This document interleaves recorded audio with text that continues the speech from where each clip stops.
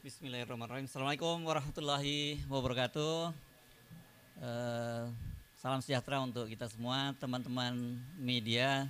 Terima kasih sudah hadir walaupun undangannya mendadak ya. Tadi memang Bung Rocky merasa ingin perlu bertemu dengan teman-teman daripada banyak sekali pertanyaan masuk satu persatu daripada dijawab satu-satu, lebih baik kita ketemu langsung gitu ya Bung Rocky ya. Tapi betul. Kita ngomongin apa hari ini? Soal PT 0%. Oke. Jadi kita ngomongin hari ini soal PT 0% ya. Silakan Bung Rocky untuk menjelaskan soal PT 0% itu. Semuanya dimulai dari soal PT 0%. Yes, sebetulnya. Pakai mic. Mic-nya harus mepet. Kita selalu berupaya untuk mendudukkan masalah di dalam konteks yang paling purba, konteks yang paling awal, yaitu kegagalan negara untuk menghidupkan percakapan politik. Kegagalan yang disebabkan oleh berbagai macam ambisi yang seharusnya dikanalisasi melalui persaingan politik. Tapi karena persaingan politik ditutup oleh soal-soal persyaratan 0% segala macam itu, maka dia cari kanal tuh. Jadi itu konteks besarnya tuh kira-kira tuh. Kenapa kemudian misalnya buruh nuntut Omnibus Law dibatalkan? Kenapa masyarakat adat tetap bergerak untuk mempertahankan hak rakyat mereka tuh? Ini semua karena tidak ada kejelasan regulasi. Tapi itu saya jadikan aja sebagai patokan kalau kita bicara nanti. Yang lebih penting adalah saya mengantisipasi pertanyaan-pertanyaan wartawan yang berseliweran. Jadi itu intinya tuh. Saya mulai dengan satu kesan pribadi saya. Selama kurang lebih 1 minggu ini ketika kasus ini mulai beredar, saya ada di mungkin 9-10 kota di Jawa, di Lombok, Jawa Timur, Jawa Tengah tuh. Diundang oleh para mahasiswa tuh. Dengan maksud saya memberi kuliah seperti biasa, kuliah umum. Tetapi dari seluruh undangan seminggu ini, seluruhnya dipersekusi. Saya nggak boleh masuk kampus, saya nggak boleh ketemu akademisi itu. Jadi ada dugaan saya bahwa soal ini soal biasa aja kan. Mau dibawa ke jalur hukum, oke. Tetapi jangan halangi saya untuk bicara dengan para mahasiswa itu. Nah, yang menggemparkan kemarin adalah di yang sudah tahu di Jogja itu adalah saya dihalangi untuk bertemu dengan kurang lebih 1.500-2.000 mahasiswa di situ. Justru itu dihalangi oleh PDIP. Dan saya merasa buat apa menghalangi saya, toh kalian partai, kalian punya kekuatan untuk mengubah undang-undang tuh. Silakan ubah undang-undang di DPR, bahwa intelektual atau akademisi atau kritis sosial nggak boleh bertemu mahasiswa tuh. Jadi itu yang saya sayangkan. Padahal saya bertahun-tahun mengajar di sekolah Megawati itu tentang pikiran bangsa. Jadi kalau saya mau terangkan pikiran bangsa, kok dihalangi oleh partai di mana saya mengajar tentang pikiran bangsa. Tapi saya paham itu tuh. Jadi terlihat di publik sekarang ada perselisihan tentang kasus saya. Mereka yang mengerti pro saya mengatakan bahwa itu bukan hinaan, itu kritik. Nggak usah saya lanjutkan argumennya. Jadi saya berterima kasih pada mereka yang menganggap bahwa saya justru membuka pembicaraan untuk menghidupkan diskursus tentang apa sebetulnya yang disebut kritik publik terhadap pejabat publik gitu. Nah, saya berterima kasih pada mereka. Mereka mendukung saya, banyak wawancara di media massa tuh, dan bahkan sebagian memuji-muji saya bahwa saya memulai satu tradisi untuk memperlihatkan bahwa diskursus publik itu tidak boleh dihalangi oleh dendam pribadi. Memang itu dasarnya kan. Jadi sekali lagi itu poinnya. Tetapi saya mengerti bahwa kasus ini kemudian membuka perselisihan di publik antara yang pro dan kontra. Nah, itu yang membuat kehebohan. Kehebohan itu bisa ditafsirkan sebagai keonaran secara hukum itu. Itu pentingnya kita pahami bahwa sesuatu yang disodorkan untuk dijadikan target keonaran itu bisa disponsor oleh siapapun. Kan itu maksudnya kan. Nah, saya minta maaf terhadap keadaan hari ini yang menyebabkan perselisihan itu berlanjut tanpa arah itu. Tentu saya merasa kok ini kenapa nggak bisa diselesaikan secara hukum. Jadi sekali lagi saya menyesalkan bahwa persoalan hukum yang dari awal saya katakan ini adalah kritik saya terhadap Presiden Jokowi yang saya ucapkan dengan sangat tajam. Dan biasanya saya lakukan itu di mana-mana tuh. Saya tidak mengkritik atau menghina Jokowi sebagai individu, tidak. Karena nggak ada urusan saya dengan Pak Jokowi itu. Karena itu saya kira Pak Jokowi juga mengerti. Itu yang menyebabkan Pak Jokowi tidak mau melaporkan saya. Kan Pak Jokowi mengerti bahwa yang saya ucapkan itu adalah kritik terhadap kedudukan publik dia, jabatan publik dia tuh. Poinnya di situ dulu tuh. Jadi bab pertama saya mau terangkan bahwa di dalam demokrasi persaingan pikiran itu dilegalkan, bahkan dianjurkan. Supaya kita bisa menapis mana yang disembunyikan, mana yang sebetulnya genuine, mana yang sebetulnya palsu. Nah, kita di sini belum sampai di situ. Jadi saya paham bahwa kemarahan sebagian pihak itu karena belum bisa membedakan mana kritik publik dan mana dendam pribadi. Saya tidak punya dendam apa-apa dengan Pak Jokowi. Bahkan saya sudah berkali-kali katakan bahwa anaknya Pak Jokowi berteman dengan saya, dia minta kritik, saya kasih kritik tuh. Pak Jokowi mantu, saya diundang bahkan undangan VIP, tapi saya nggak bisa datang tuh kan. Jadi nggak ada soal di situ tuh. Sekarang pertanyaannya kok kenapa jadi soal? Artinya ada yang ingin dia bermain di air keruh. Tapi saya mengerti tahun politik pasti ada sifat semacam itu tuh, mengambil keuntungan dari problem ini. Bagian kedua saya mau terangkan khusus terhadap mereka yang salah mengerti apa yang saya ucapkan di forum buruh itu. Saya hanya mengkritik dua hal pada waktu itu. Satu soal IKN, satu soal Omnibus Law. Tolong perhatikan ya. Saya terangkan bahwa saya pro gerakan buruh yang akan demo tanggal 10 karena sudah berbulan-bulan proposal buruh itu diabaikan pemerintah. Bahkan saya terangkan di situ bahwa Omnibus Law itu kemaksiatan politik. Karena menghina hak buruh untuk memperoleh, ya sebetulnya memperoleh pendapatan tuh. Jadi Omnibus Law itu menyingkirkan hak kesejahteraan buruh. Kalau ada dalil enggak itu bagus. Loh kenapa kalau bagus itu buruh udah berbulan-bulan melakukan demonstrasi itu. Dan kita tahu bahwa undang-undang itu dibolak-balik, udah ditolak Mahkamah Konstitusi, diputar lagi dengan asumsi bahwa itu bisa diperpukan, lalu barang yang sama dijadikan undang-undang kan. Kan itu yang saya sebut sebagai apa permainan semacam itu. Masa menipu tuh, pemerintah menipu kebijakan. Jadi saya memang pro buruh. Lalu dianggap bahwa saya mengompori buruh untuk 10 Agustus. Bukan, buruh itu memang sudah berencana secara periodik untuk demonstrasi. Bukan saya yang komporin. Saya tahu bahwa buruh merencanakan itu dari awal. Dan udah dari 2 tahun lalu tuh gerakan buruh kan terus menerus tuh. Jadi apa yang salah di situ tuh? Lalu dianggap saya mendorong makar segala macam tuh. Oke, itu kasus Belly pertama tuh, kasus yang menyebabkan terjadinya keriuhan itu. Saya membela buruh di pidato itu. Seandainya saya nggak pidato di situ, mungkin nggak ada soal.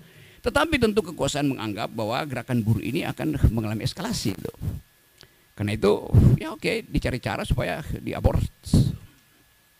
Jadi kasus pertama. Kasus kedua adalah soal IKN. Tiba-tiba masyarakat Dayak menganggap saya menghina adat Dayak. Di mana hinaannya? Saya justru membela hak masyarakat adat untuk tidak dieksploitasi oleh investor Cina. Bagaimana mungkin? Mungkin udah 5-6 kali saya ke Kalimantan, diundang oleh universitas, diundang oleh komunitas masyarakat adat untuk minta pendapat saya. Tetap pendapat saya, IKN ini berbahaya secara diplomasi, berbahaya secara geopolitik, dan bahkan berbahaya secara kebudayaan. Karena pasti kalau ada IKN di situ, masyarakat adat akan tersingkir. Dan itu artinya hilang jejak kultural kita di situ. Jadi dari awal saya membela masyarakat adat, Dayak, Banjar segala macam di situ. Jadi kalau ada satu theatrical, ada binatang digorok di situ, saya menyesalkan. Siapa yang provokasi teman-teman Dayak saya yang pernah berkali-kali mengundang saya?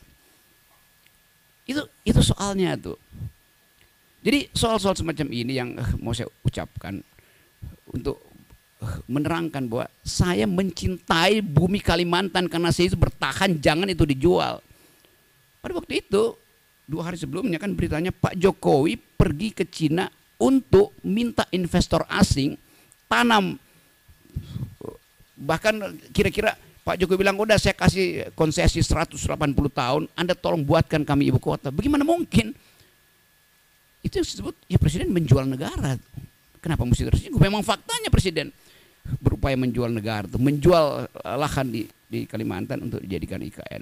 Dia udah jualan ke negara-negara Arab, nggak bisa, jualan ke Kanada nggak bisa, sekarang jualan ke Cina itu. Jadi poin saya di dalam soal itu adalah saya tetap tidak ingin IKN itu dijalankan. Apalagi dalam soal perjanjian. Buat tadinya IKN itu adalah bisnis to bisnis, ya oke, itu nggak ada pajak saya di situ tuh. Lama-lama menggerogoti APBN. Pada saat yang sama APBN itu mesti dipakai untuk membackup anak-anak Kalimantan. Harusnya pendidikannya mereka lebih tinggi, stunting tidak terjadi di situ. Kan saya lakukan pembelaan pada masyarakat adat di situ. Oke, demikian juga di tempat lain, di mungkin NTT, NTB itu di Papua ada orang yang tiba-tiba merasa bahwa tersinggung. Iya, saya minta maaf karena saya menyebabkan kalian berselisih tuh. Nanti diterangkan apakah perselisihan itu saya yang picu? Bukankah ada forum untuk menyelesaikan perselisihan? Kenapa mesti pakai kekerasan misalnya? Tapi saya nangkap itu bahwa kemarahan itu memang harus diucapkan pertama kali itu. Dan itu yang membuat saya tetap akan mengatakan bahwa saya akan terus mengambil risiko untuk jadi pendidik demokrasi itu dengan segala macam akibat. Itu soalnya. Yang lain saya tahu di kepala saudara ingin tanya soal Pak Muldoko itu. Saya jawab aja dulu. Ini pertanyaannya saya bikin sendiri ya. Kekagetan saya kemudian, atau bukan, kecurigaan saya bahwa ada kondisian di publik, akhirnya secara metodologis saya hubungkan dengan pernyataan Pak Muldoko. Dia marah juga tuh. Saya akan pasang badan. Tentu. Jadi saya bertanya, Pak Muldoko ini relawan statusnya juga. Karena bahasanya sama, kami pasang badan. Padahal Pak Muldoko itu pejabat publik yang mestinya dengan dingin mengatakan bahwa oke, ada problem, mari kita selesaikan secara argumen atau secara hukum itu. Pasang badan artinya itu bukan bahasa dasar dari seorang pejabat publik kan. Kayak preman itu mau pasang badan itu. Padahal ini pikiran saya yang saya kritik dengan cara yang sangat tajam, dengan bahasa yang saya pilih tajam. Tapi tidak diarahkan pada pribadi Presiden Jokowi, tapi pada lembaga publik, yaitu kabinet bahkan yang di dalamnya ada Pak Muldoko. Jadi kita gagal untuk membawa bangsa ini pada percakapan intelektual. Itu dasarnya. Rocky Gerung kan intelektual, kenapa pakai bahasa begituan? Iya, di kampus saya pakai bahasa akademis. Tetapi dalam kritik kebijakan saya mesti pakai bahasa yang bisa dimengerti oleh orang yang berkali-kali diterangkan nggak paham-paham juga tuh. Berkali-kali buruh minta di review itu nggak ada dipahami. Berkali-kali masyarakat akademis mengatakan IKN itu salah secara konstruksi hukumnya karena mestinya minta izin dulu pada masyarakat adat. Pernah nggak Jokowi minta izin pada masyarakat adat? Tidak. Apa itu bentuk minta izinnya? AMDAL. AMDAL itu adalah hak masyarakat adat untuk mengiyakan atau tidak mengiyakan proposal politik. Pak Jokowi udah putuskan duluan itu. Baru diminta pembenaran secara masyarakat adat, secara AMDAL kan. Kan itu cara berpikir yang kacau tuh. Jadi saya nggak ada dendam pada Muldoko, pada Pak Jokowi. Saya menganggap bahwa kebijakan mereka harus dievaluasi. Kenapa saya ambil posisi itu? Karena partai-partai politik tidak ada yang bersuara tentang itu. LSM bersuara, publik internasional bersuara. Jadi itu dasarnya tuh teman-teman. Nah, sekarang saya bisa duga bahwa kasus ini akan berlanjut menjadi kasus hukum. Oke, saya terima kasus itu tuh. Jadi poin saya adalah sekali lagi saya garis bawahi, saya minta maaf karena peristiwa itu membuat perselisihan ini makin menjadi-jadi itu. Itu intinya tuh. Dan tentu ini berbahaya di dalam tahun-tahun berikut ini. Kenapa? Karena di belakang kasus ini berbagai macam kepentingan ngincer untuk mengeksploitasi itu. Tapi saya tidak akan berhenti menjadi pengkritik. Itu dasarnya tuh. Jadi sekali lagi, mari saya anggap aja bahwa oke, selesaikan aja kasus ini. Karena rumah saya di Sentul itu diintai, WA grup saya dimaki-maki. Ya, kalau itu biasalah, saya anggap ya kadang-kala itu akun abal-abal. Udah lihat Rok, gua mau gorok lu seperti itu kan, bagaimana coba prinsip itu? Padahal saya sendirian, saya nggak punya partai politik, dituduh antek asing segala macam, asing dari mana? Jadi segala hal kemudian disodorkan di situ, dan peristiwa ini tensi politiknya atau political tone-nya itu makin lama makin terlihat. Jadi dasarnya itu dari keinginan saya untuk bersahabat dengan teman-teman di Papua, teman-teman di Dayak, teman-teman di NTT, di Tangerang segala macam yang lagi marah. Oke, saya terima kemarahan itu, saya minta maaf karena saya membuat kalian itu marah. Tetapi sebagai orang yang bertahun-tahun berupaya untuk menghidupkan demokrasi, saya mesti terangkan latar belakangnya tuh. Jadi mohon dimengerti. Bagi mereka yang sudah mengerti, oke, terima kasih. Bagi mereka yang mungkin satu waktu akan paham bahwa oh itu ya beda antara pejabat publik dan pribadi individu itu. Wartawan juga begitu.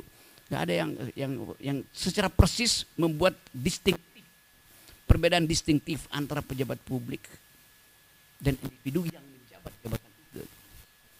Beberapa waktu lalu di Jogja ada pertanyaan, kenapa Pak Rocky menghina keluarga Pak Jokowi? Bagaimana mungkin wartawan ada cara berpikir begitu? Artinya dia nggak tahu kasusnya, dan dia nggak tahu konsepnya, tuh kan. Itu juga nambah keburukan itu. Jadi teman-teman itu pengantarnya, dan silakan kalau masih ada soal, tetapi silakan tanya hal yang fundamental. Saya akan jawab itu dengan cara saksama dalam tempo sesingkat-singkatnya. Oke, teman-teman, kalau ada yang mau mengajukan pertanyaan, persilakan, pertanyaannya to the point ya. Silakan. Atau dianggap cukup?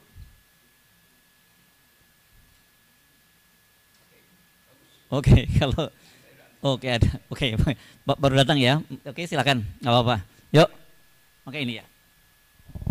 Silakan disebutkan namanya, Mbak ya. Ya, halo, selamat sore. Mohon maaf Bang Rocky, saya terlambat. Tadi dari liputan yang lain. Oh ya, oke. My bad. Saya Santi dari IDN Times.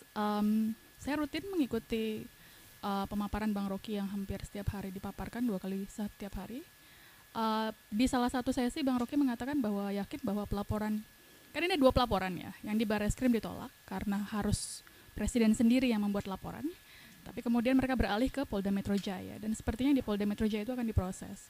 Dan Bang Rocky seperti meyakini bahwa ini akan berujung ke pengadilan. Jika itu yang terjadi, apakah sudah menyiapkan langkah mitigasi seperti misalnya menyiapkan kuasa hukum atau langkah apa yang akan dilakukan? Karena ini akan jadi presiden kedua setelah kasus yang Fathia dan Haris Azhar. Terima kasih.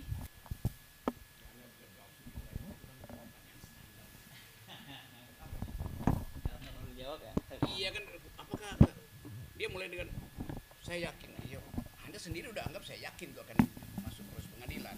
Berarti Anda berasumsi keyakinan itu mesti dibarengi dengan langkah hukum saya, kan sama itu. Jadi di dalam pertanyaanmu Anda udah jawab sendiri itu. Coba kasih pertanyaan yang lebih rumit lah. Oke, silakan. Tapi jangan kemudian gara-gara itu nggak berani nanya. Ayo silakan. silakan. Santi jangan langsung cemberut, ya? Oh, enggak. Ya. Oke, silakan. Siapa namanya? Tahu headline-nya. Menyiapkan pengacara. Oke, silakan Anda.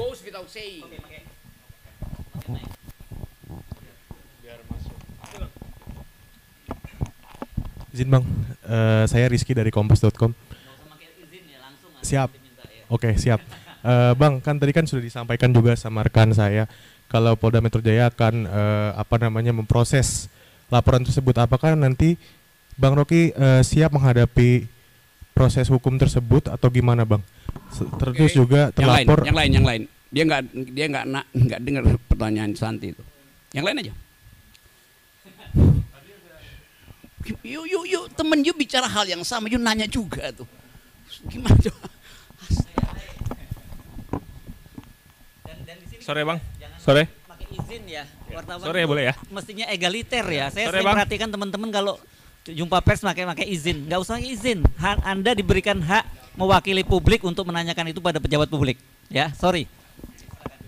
Sore Bang, saya Rifai Bang dari Foya ID. Bang, laporan Anda Anda di Bareskrim kan ditolak. Tapi kemarin Andi Gani, Kalimat itu laporan Anda di Bareskrim, siapa yang melaporkan Bareskrim? enggak, laporan terhadap Anda di Bareskrim Ya, itu kan ditolak. Pakai bahasa yang benar itu. Laporan terhadap Anda di Bareskrim itu ditolak oleh kepolisian dan kemarin Andi Gani mengunjungi Bareskrim untuk mencari celah untuk menjerat Abang di pasal terkait IKN, penghinaan terhadap IKN. Menurut Abang apa sih, kan Abang sendiri mengucapkan tadi mendukung penolakan undang-undang Omnibus Law ya. Sedangkan Andi Gani sendiri dari tokoh buruh juga Bang. Gimana Bang menurut Abang? Ya, apa dalil Ya, Andi Gani? dia- Apa yang saya bantu? Andi Gani itu mencoba menjerat Abang lewat Ya oke, tunggu aja kalau cobaannya berhasil tuh. Baru saya bisa jawab. Kan dia juga merasa dia masih mencoba apa coba? Coba kasih substansinya tuh. Dia mencoba. Bagaimana saya tanggapi seseorang yang lagi mencoba-coba itu? ya, Kalau mencari menco- celah hukum di Ya. terhadap omongan Abang. Udah ada dia sebutin celah hukumnya. Belum sih. Ya buat apa saya jawab dong? Ayo, silakan yang lain.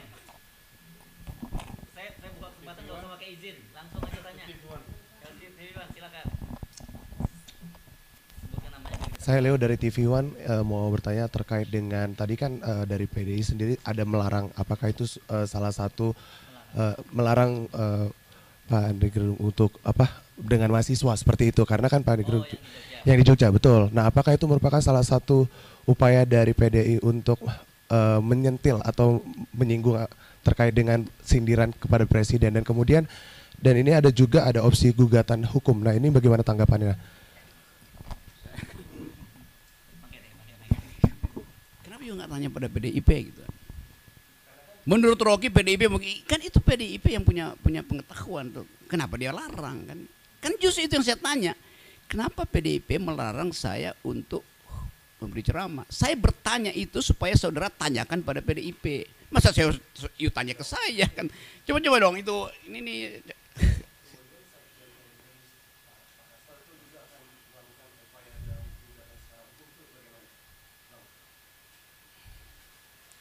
So, Hasto jangan upayakan dong, jangan hukum dong segala macam.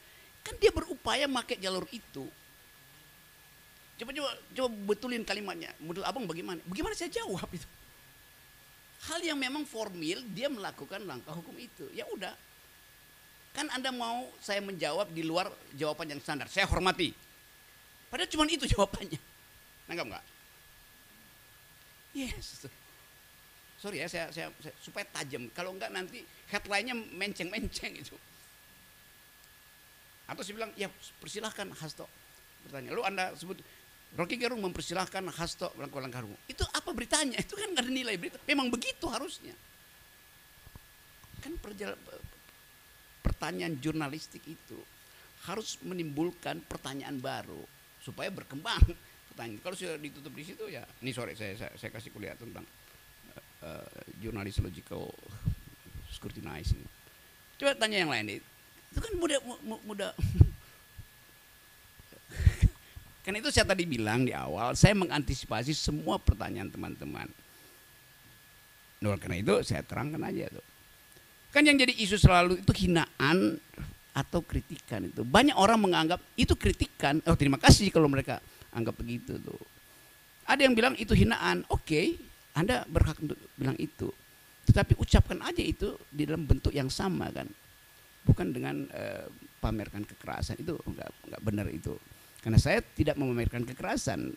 Oh iya, kekerasan naratif. Oke, kita buktikan nanti apakah saya lakukan kekerasan naratif kan. Tetapi tadi saya sudah minta maaf karena saya memang menyebabkan perselisihan itu berlangsung. Itu intinya itu. Bukan saya minta maaf pada PDIP atau minta maaf pada relawan, itu soal lain itu. Bahwa saya menyebabkan dalam 1 minggu ini orang berselisih itu. Ini hinaan atau kritikan kan, dasarnya itu kan. Ada yang menganggap bahwa ucapan saya itu ucapan binatang itu. Oke, dia punya persepsi itu. Ada yang bilang ucapan saya itu seperti dapat Swiss chocolate, dapat coklat dari Swiss itu. Ya udah biasa aja. Nah supaya itu ditertibkan, biarkan proses hukum ini. Pak Hasto datang ke melakukan langkah hukum, oke. Kalau udah ada langkah hukum buat apa demo kan, itu intinya. Tetapi ya silakan juga kalau demo, asal jangan pakai kekerasan. Dan tadi saya ucapkan apa poin Pak Muldoko, kalau Pak Muldoko ucapkan itu pasang badan, itu pengertian provokatifkah atau memang itu sekedar ulah humoris dari Pak Muldoko? Saya pakai kata ulah humoris ya. Nanti Anda bahas lagi itu kok ulah tapi humoris itu. Ya kita kan ulah itu kan, tapi dengan bentuk humor mungkin ya saya pasang badan itu. Karena kata pasang badan pun itu kata yang udah biasa di kalangan anak. Gue pasang badan buat lu ya. Jadi soal semacam itu, nah bagian ini nanti kita bicara di dalam persidangan atau pertarungan akademis kalau ini masuk ke ranah hukum. Jadi saya ucapkan sekali terima kasih. Selamat sore Bang Rocky. Saya Ahmad Riyad dari Tempo.co. Saya ingin bertanya, kalau misal tadi dari penjelasan Bung Rocky, artinya dari kasus ini memunculkan pro kontra di masyarakat. Ada yang mendukung, ada yang tidak. Nah, mungkin saya ingin tanyakan adalah dari Bung Rocky sendiri, antara perbedaannya antara kritik terhadap pejabat publik dengan penghinaan terhadap pejabat publik, itu menurut Bung Rocky seperti apa? Ini yang namanya kritik, ini yang namanya penghinaan.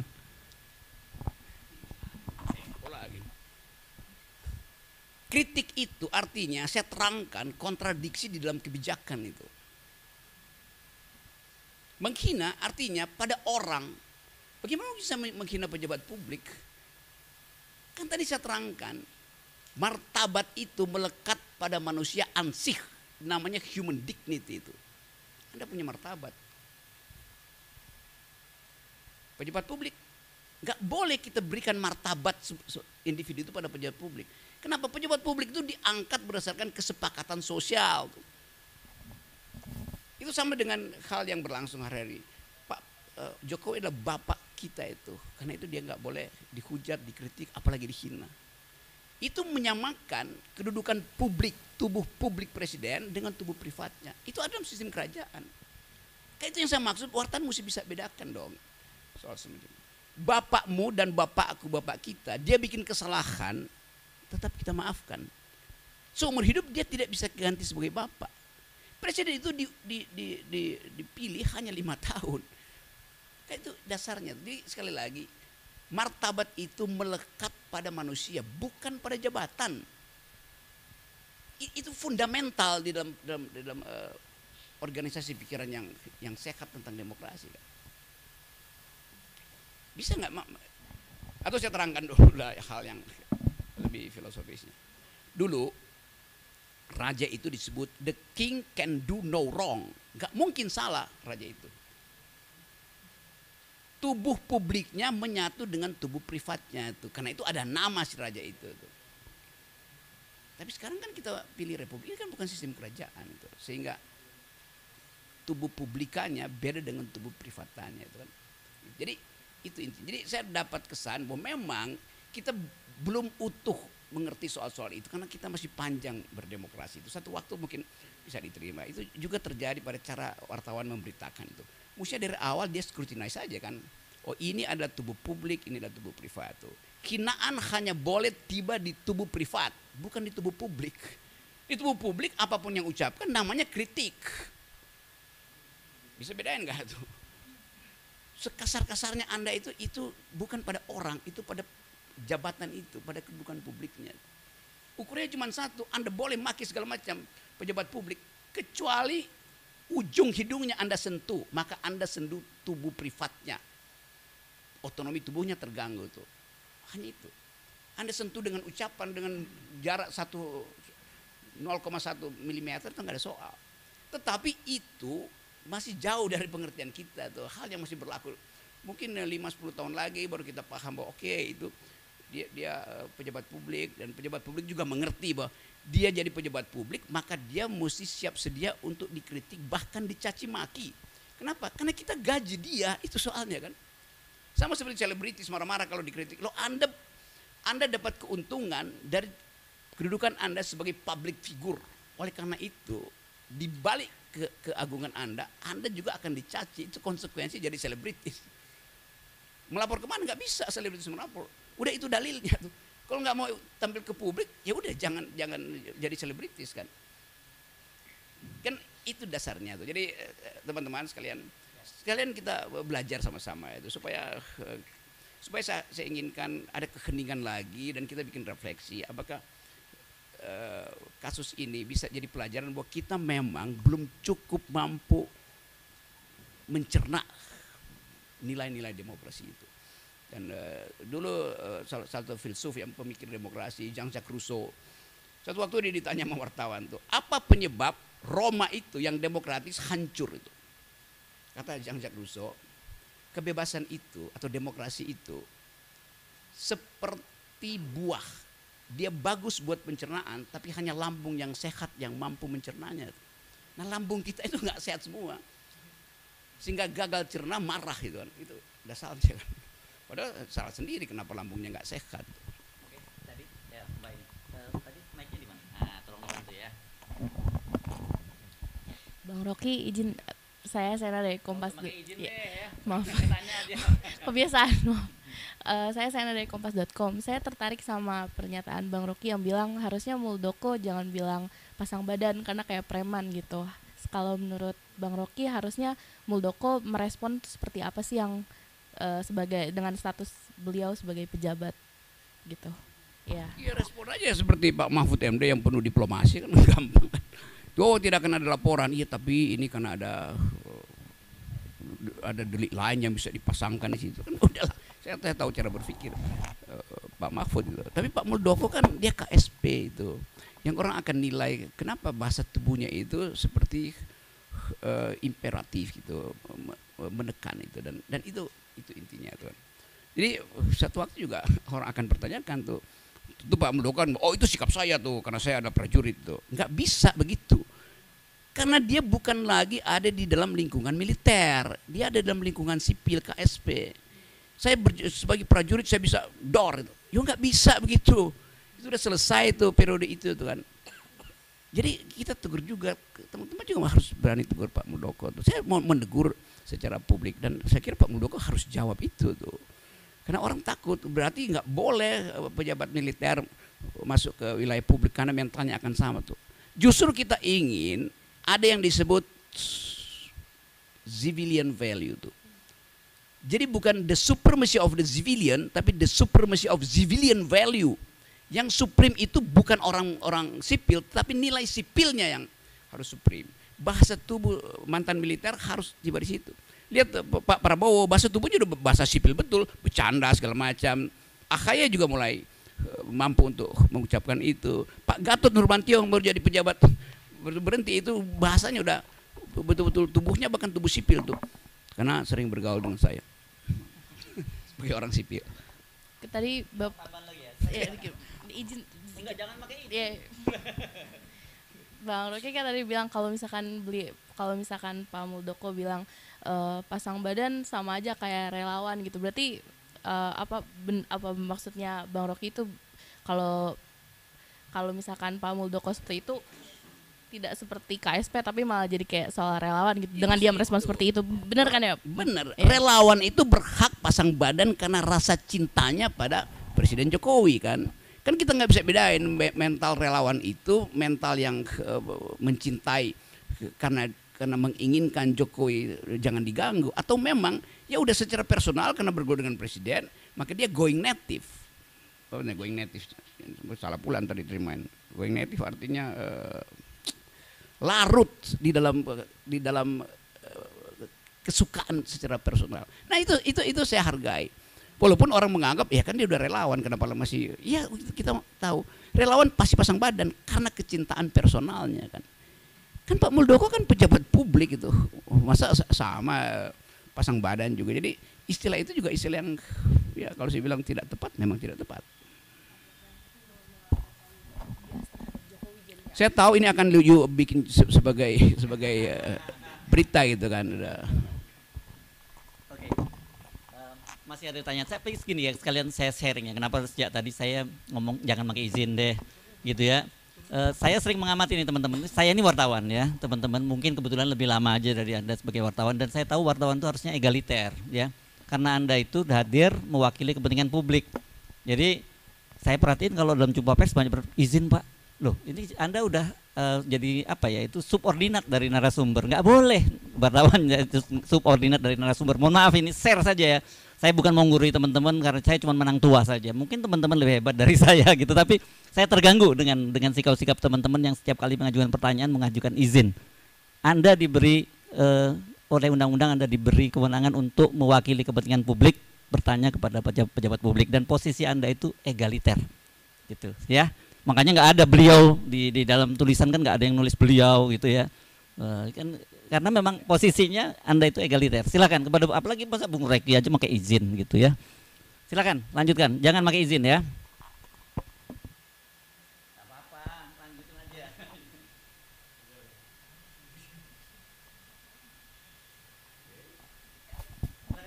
Pak, saya Vika dari kompas.com. Mau tanya Pak, itu Pak, ini kan Bapak juga dilaporkan ya Pak. Lalu langkah apa yang akan Bapak lakukan? Apakah melaporkan balik atau bagaimana?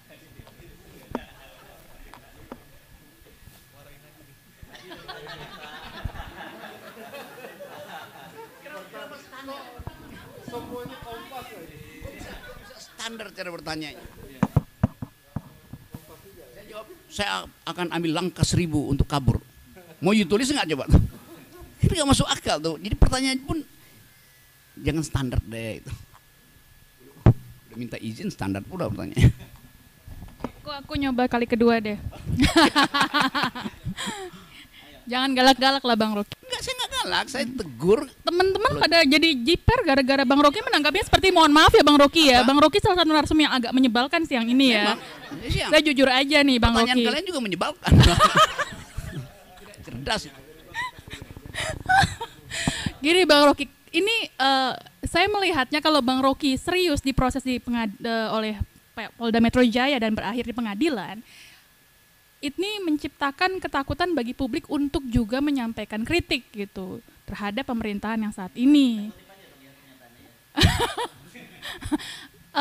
Apakah kalau menurut Bang Rocky, hal kekhawatiran publik itu jadi kenyataan seandainya ini berlangsung sampai ke pengadilan nanti gitu? Karena kan kami juga pekerjaannya juga termasuk salah satunya sebagai watchdog yang dibilang oleh Bang Hersu bolak-balik di sesi bersama Bang Rocky gitu. Iya itu yang gini nih, kan kita bisa antisipasi undang-undang apa yang mau dipakai tentang kegaduhan itu. Aku tambahin satu lagi ya Bang Rocky. Kemarin saya doorstop di depan Pak Mahfud. Pak Mahfud bilang kalau seandainya betul yang di Barreskrim ditolak karena harus ada pengaduan langsung dari Pak Presiden. Tapi kata Pak Mahfud, kalau ini terus-menerus menjadi polemik publik, tidak tertutup kemungkinan bisa diproses. Gitu. Artinya kan ada celah untuk memproses hukum itu. Saya tidak menanyakan detail mengenakan pasal apa gitu. Sekarang Anda tanya nggak, kegaduhan yang dimaksud Undang-Undang 46 itu setara nggak dengan polemik publik? Tanya dong pada Mahfud. Apa itu yang disebut social origins, asal usul dari pasal 14-15 Undang-Undang 46? Tanya pada dia. Kalau tidak menimbulkan polemik itu dasarnya adalah perselisihan. Yang dimaksud oleh undang-undang itu kegaduhan itu keinginan pemerintah Belanda untuk mengendalikan polemik publik. Kan itu intinya tuh. Jadi anakronis keterangan Pak Mahfud. Bilang Pak Mahfud kok anakronis ya? Itu pentingnya wartawan scrutinizing apa yang dia ucapkan itu. Masa polemik dia kegaduhan? Anda setiap hari Anda bikin headline polemis kok isinya tuh. Jadi itu tuh. Jadi lihat original intent dari pasal tentang penghinaan itu, tentang kegaduhan itu. Atau apa istilahnya tuh, selain kegaduhan seperti apa? Keonaran itu. Pada undang-undang tahun 46 itu. Intensinya apa pada waktu itu? Nanti ada polemik tentang disertasi seseorang itu menimbulkan kehebohan publik, maka kena Undang-Undang 46 tuh. Bisa.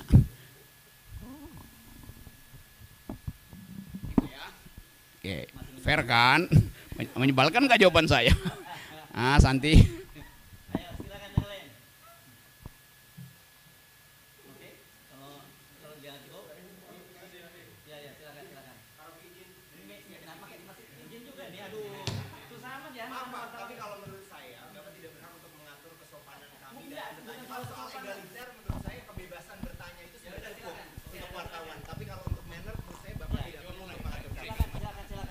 Izin ya Pak? Tidak, saya tidak izinkan. Iya, oke.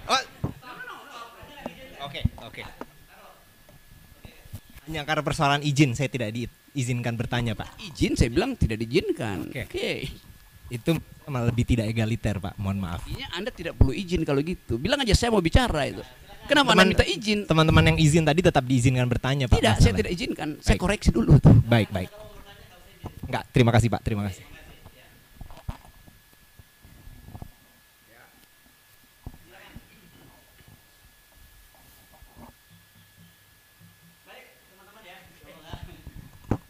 Oke, jadi saya ucapkan terima kasih teman-teman datang. Ini klarifikasi sebetulnya dan mungkin nanti ada konferensi berikut tuh. Kalau ternyata hal huru-hara ini atau kegaduhan itu berlanjut, pasti kita mesti pastikan ada sponsor-sponsor di belakangnya tuh kan. Kan itu udah jadi pola itu. Tapi saya tidak mendahului proses hukum dan saya tahu mungkin dalam 1-2 hari ini akan diproses secara lebih formal. Tapi saya terangkan dulu bahwa saya ingin hentikan kegaduhan ini. Saya minta maaf karena ucapan saya itu menimbulkan kegelisahan, menimbulkan tadi polemik itu. Dan polemik itu yang justru menghidupkan gairah saya bahwa negeri ini belum mampu untuk mencerna prinsip-prinsip demokrasi itu. Jadi saya akan terus menjadi pengkritik itu. Saya kira itu poinnya ya. Terima kasih ya. Yuk. Oke, baik teman-teman, terima kasih atas kehadirannya. Nah, ini untuk sopan santun saya tentu akan mohon maaf kalau ada beberapa hal yang tidak berkenan dalam pertemuan ini. Mudah-mudahan kita bisa ketemu lagi dalam waktu yang tidak lama lagi gitu ya Bung Rocky ya. Assalamualaikum warahmatullahi wabarakatuh.